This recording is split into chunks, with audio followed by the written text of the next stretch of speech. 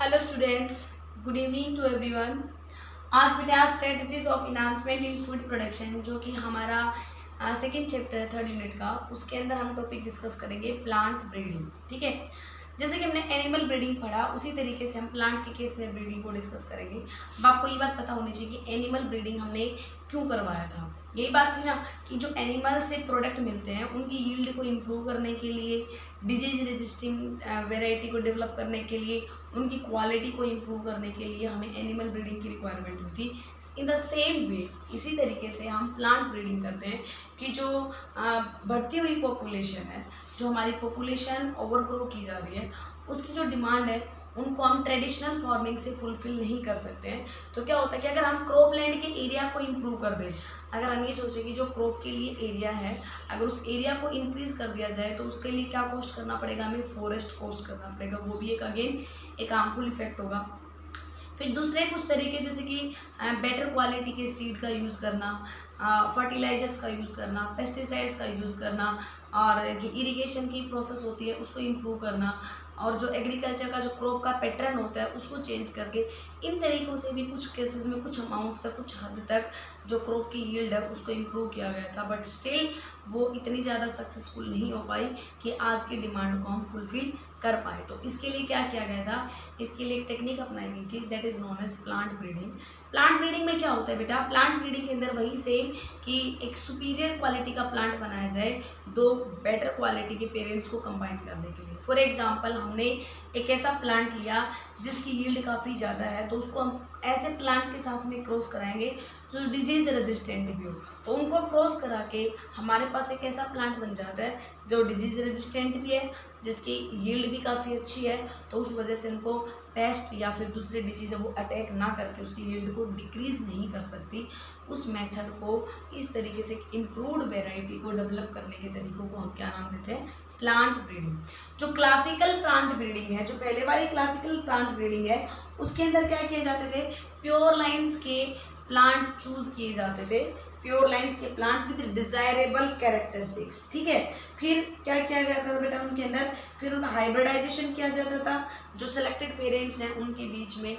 लेकिन आज के टाइम पे, प्रेजेंट टाइम पे, molecular biology and tissue culture method है वो भी इन्वॉल्व हो गए हैं इन प्लांट ब्रीडिंग के अंदर, और they are also very much helpful in improving the yield of the crop. और इस तरीके से एग्रीकल्चर के अंदर जो यील्ड इम्प्रूव किया कर रही है, तो इसका मतलब क्या हो रहा है, कैसा रिवोल्यूशन हो रहा है, ग्रीन रिवोल्यूशन।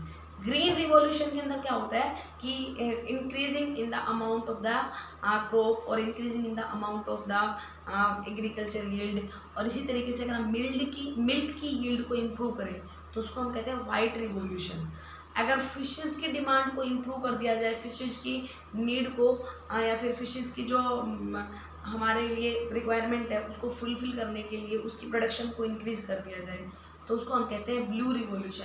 इस तरीके से कई सारे रिवोल्यूशन होते हैं, green revolution, white revolution, blue revolution, silver revolution. इनके बारे में भी हम 1 by 1 डिस्कस करते जाएंगे।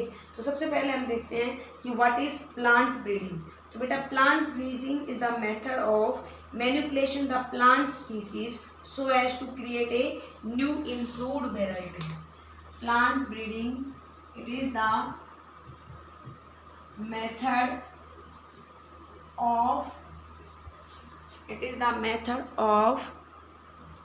of manipulation of plant species so as to create new improved varieties which give the better yield and also resistant to the damage, to the pest or pathogen, और also resistant to the disease। इस सारी technique को हम क्या नाम देते हैं, plant breeding नाम देते हैं। तो जो कन्वेंशनल प्लांट ब्रीडिंग है, conventional plant breeding has been started before 9000 से 11,000 ईयर अगो पहले ये वाली कन्वेंशनल ब्रीडिंग है वो स्टार्ट हो चुकी थी। बाद में कुछ एक डोमेस्टिकेशन इसके अंदर हुए और सेक्सुअल रिप्रोडक्शन के इफेक्ट को जानने के बाद और वेराइटीज़ को इम्प्रूव कर दिया गया। तो फिर क्या आई, जो क्लासिकल प्लांट ब्रीडिंग है, जो क्लासिकल प्लांट ब्रीडिंग है वो यूज़ की गई, जिसके अंदर प्योर लाइन वेराइटीज को सेलेक्ट किया गया and then they would undergo hybridisation, और प्योर लाइन के कैरेक्टर को सेलेक्ट करके उनके हाइब्रिडाइजेशन करवा के और एक न्यू वेराइटी की फॉर्मेशन की जाती थी इस क्लासिकल प्लांट ब्रीडिंग के टाइम पे। लेकिन at the time of present, now A time, आजकल नाउअडेज क्या ऐड कर दिया गया है, मोलिकुलर बायोलॉजी। भाई मोलिकुलर बायोलॉजी में आपको ऑब्वियसली अच्छे से पता है कि इसके अंदर जीन्स, एलील्स या फिर किसी डीएनए को इंसर्ट करा के उसके डीएनए को म्यूटेट करा के, ये सब जो प्रोसेस होती है जो डीएनए लेवल पे होती है, मोलिकुलर लेवल पे, वो सब मोलिकुलर बायोलॉजी के अंदर आती हैं। And tissue culture methods are also involve in the plant breeding. तो इन सब तरीक़ों से, मतलब पहले कन्वेंशनल प्लांट ब्रीडिंग शुरू हुई, फिर क्लासिकल प्लांट ब्रीडिंग शुरू हुई, फिर ये molecular biology, tissue culture methods को भी यूज़ करके क्या कर दिया गया, फाइनली ग्रीन रिवॉल्यूशन शुरू किया गया। क्या हुआ? Green revolution. बेटा ग्रीन रिवॉल्यूशन का मतलब क्या होता है? Rapid increasing in the agriculture output.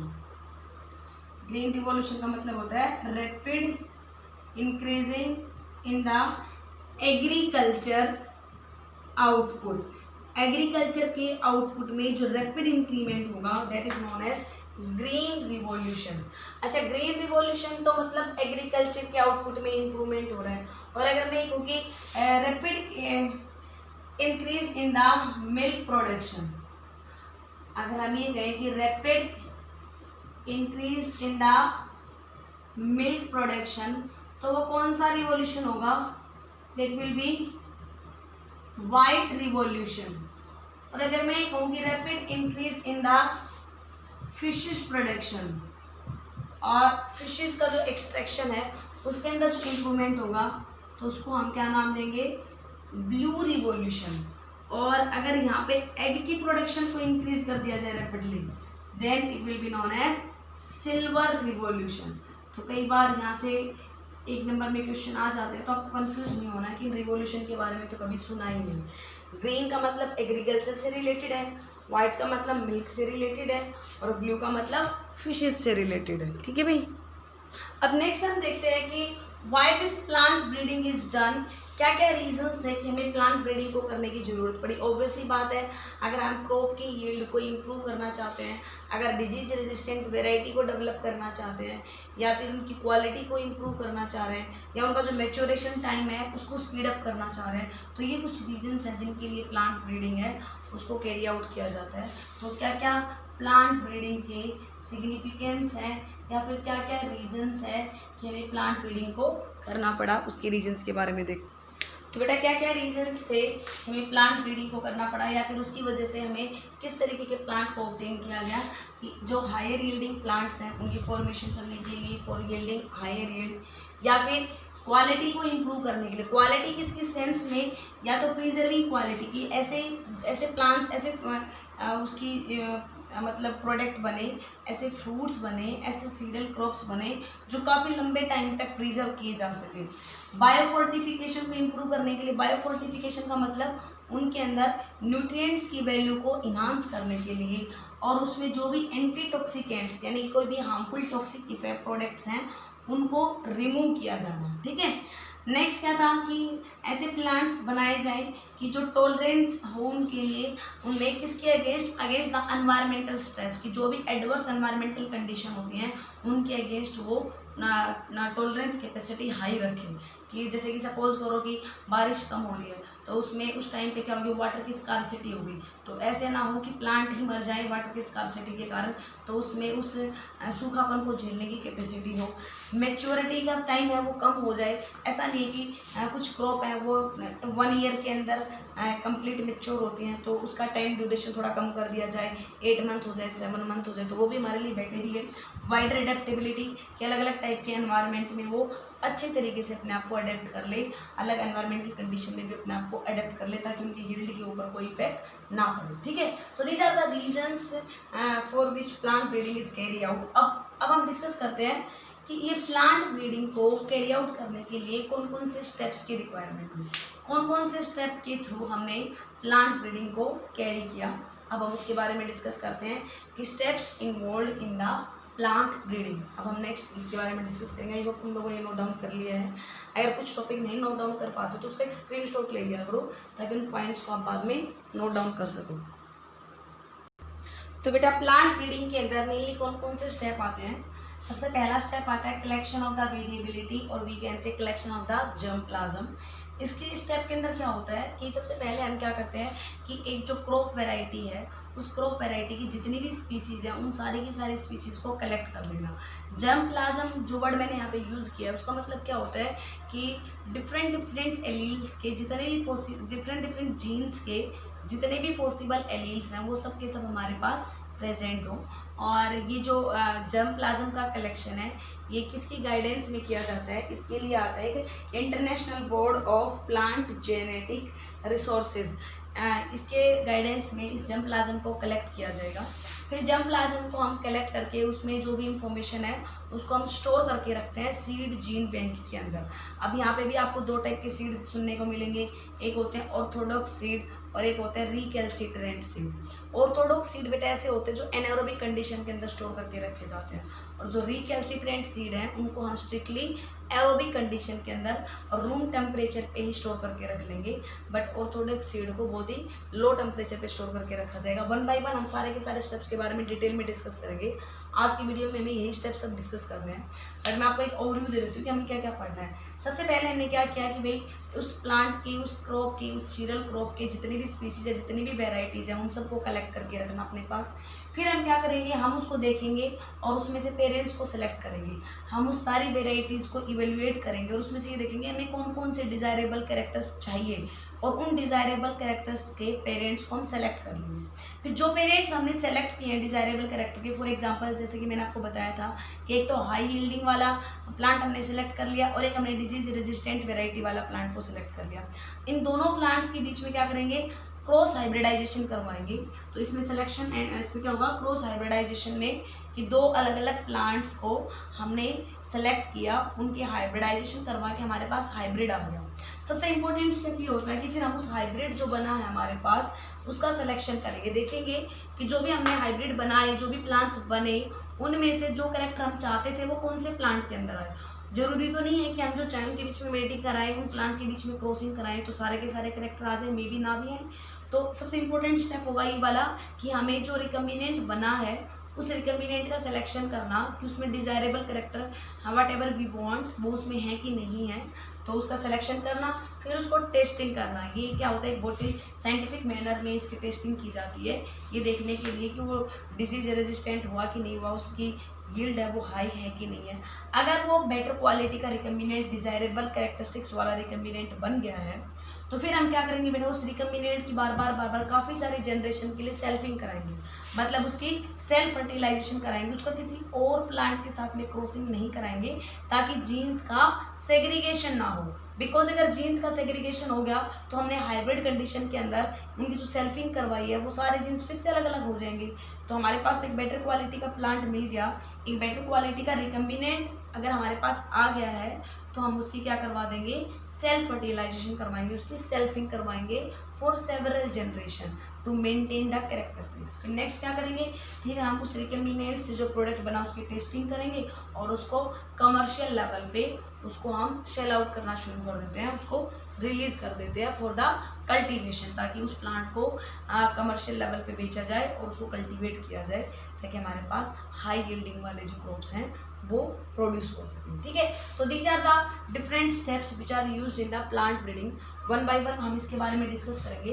तो सबसे पहले हम स्टडी करते हैं कलेक्शन ऑफ वेरिएबिलिटी और we can say collection of the germplasm. तो वेरिएबिलिटी का मतलब क्या होता है, availability of the whole range of the genetic variety, availability of whole range of genetic varieties, कि सारे की सारी उस प्लांट की जितनी भी जेनेटिक वेराइटीज हैं उनकी अवेलेबिलिटी हो in any breeding programme, genetic variety in any of breeding programme, किसी भी एक ब्रीडिंग प्रोग्राम के अंदर हमें उस क्रॉप की सारी जेनेटिक वेराइटीज प्रेजेंट होनी चाहिए, ठीक है बेटा। और सारी जेनेटिक वेरिएबिलिटी की जो कलेक्शन होती है और क्रॉप प्लांट के, उसको हम क्या नाम देते हैं? Germplasm collection. क्या नाम देते हैं उसको? हम जर्म प्लाज्म कलेक्शन। तो हम कैसे डिफाइन करते हैं जर्म प्लाज्म कलेक्शन को? It is the sum of various possible gene, it is the sum of various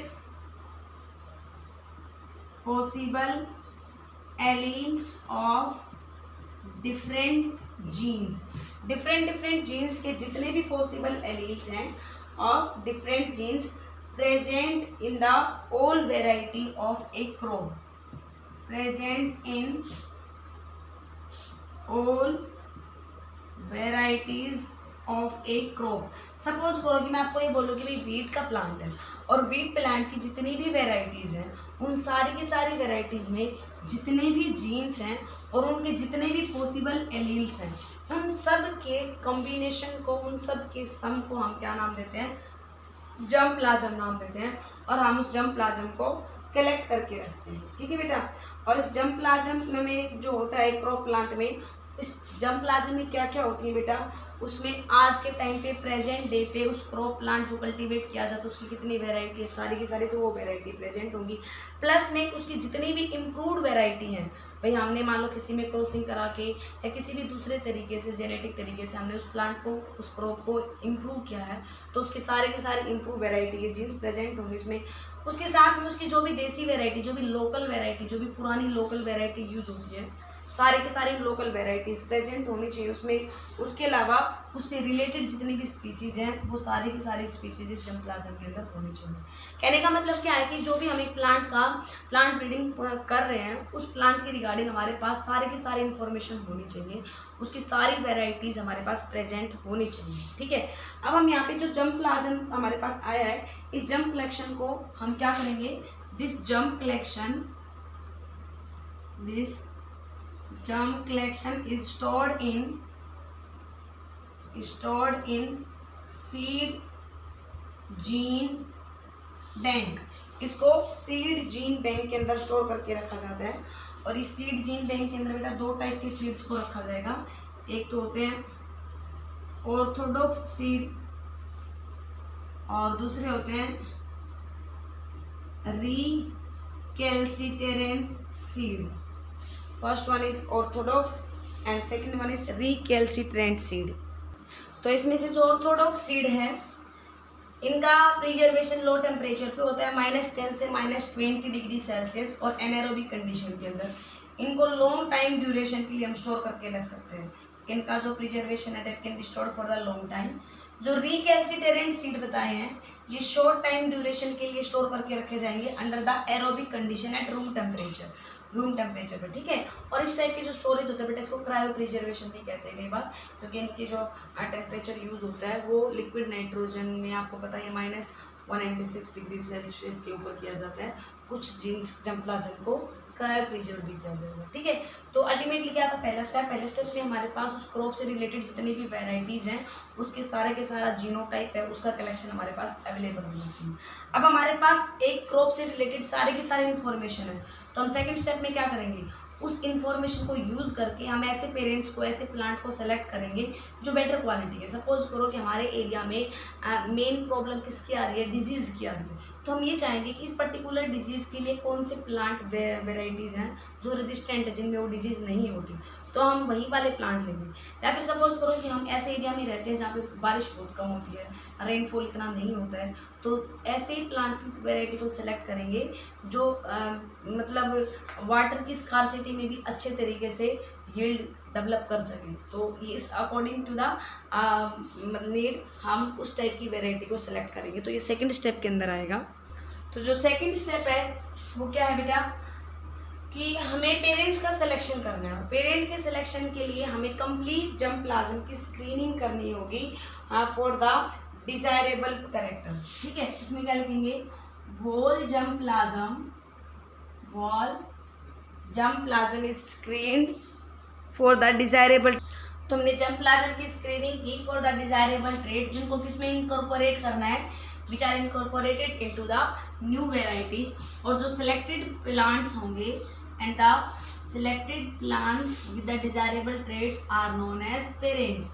उनको हम क्या नाम देंगे, पेरेंट्स नाम देंगे। ठीक है बेटा, they are self to bring out the homozygosity और they can be crossed to carry out the hybridisation for the formation of the new variety. Suppose करो कि हमने एक ऐसे प्लांट को सेलेक्ट कर लिया जिसमें जो जो हमें कैरेक्टरिस्टिक्स चाहिए वो सारे ही प्रेजेंट है, तो उस प्लांट की हम सेल्फिंग करवा देंगे ताकि हमें वैसे ही बहुत सारे प्लांट मिल जाएं और हमारी वो जो नीड है वो कंप्लीट हो जाए।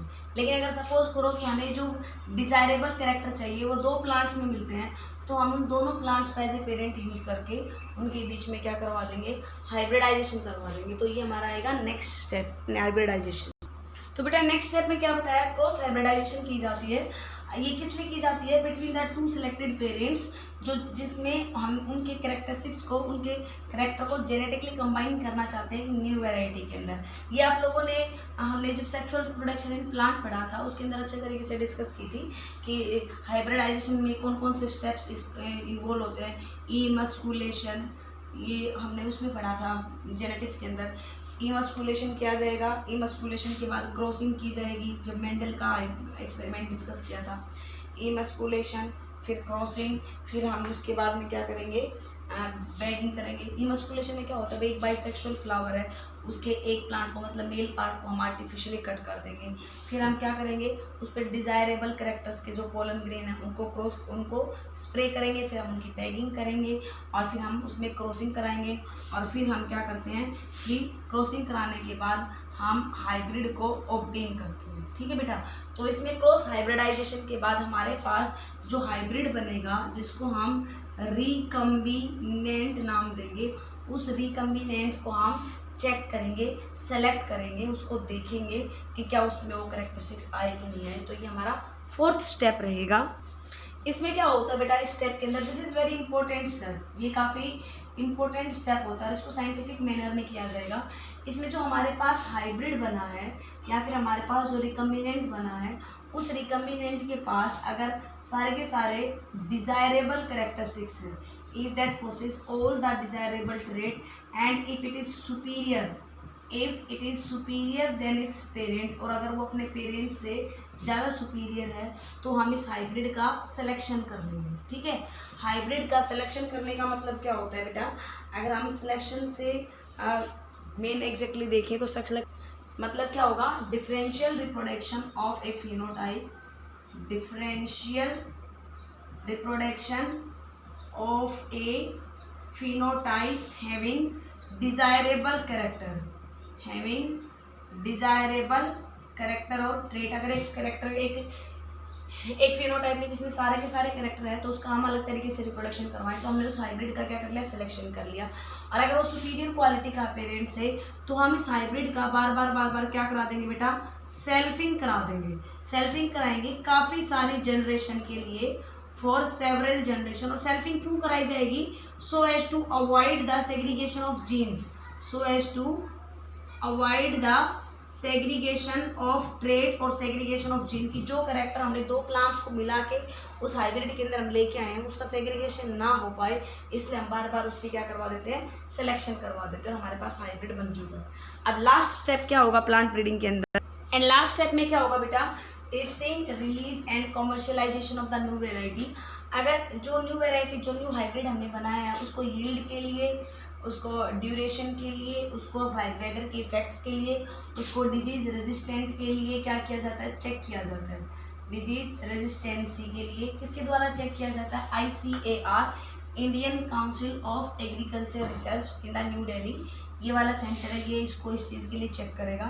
अगर चेक करने के बाद फिर उसकी जो परफॉर्मेंस है उसको ओल्ड वेराइटीज़ के साथ में कंपेयर किया जाएगा। अगर इसकी परफॉर्मेंस बाकी सबसे सुपीरियर मिली तो इसको एक सूटेबल नेम देके गवर्नमेंट के द्वारा अलाउ किया जाएगा to release as a new variety commercially, और इसे कॉमर्शियली यूज़ कर दिया जाता है एक नई वेराइटी की फॉर्म में, एक इम्प्रूव्ड वेराइटी की फॉर्म में, जिसमें जो भी डिजायरेबल कैरेक्टर हमने उसके अंदर इंट्रोड्यूस करवाए हैं वो सारे के सारे कैरेक्टर्स के अंदर होंगे। तो बेटा these all are the steps by which plant breeding is carried out. अब इस तरीके से प्लांट ब्रीडिंग के इन स्टेप्स को फॉलो करके हमने कैसी कैसी वेराइटीज़ बनाई हैं वो हम इसमें आगे डिस्कस करेंगे नेक्स्ट वीडियो के अंदर, कि कुछ हाई यील्डिंग वेराइटी बनी है, कुछ बायोफोर्टिफिकेशन वाली, कुछ डिजीज रेजिस्टेंट वाली, कुछ न्यूट्रिशन की इंप्रूवमेंट वाली। तो उन सारी वेराइटीज़ के बारे में हम नेक्स्ट वीडियो के अंदर डिस्कस करेंगे। तब तक आप ये वाली वीडियो देखिए, इसके प्रॉपर नोट्स बनाएं, अगर डाउट हो तो पूछें। Thank you students.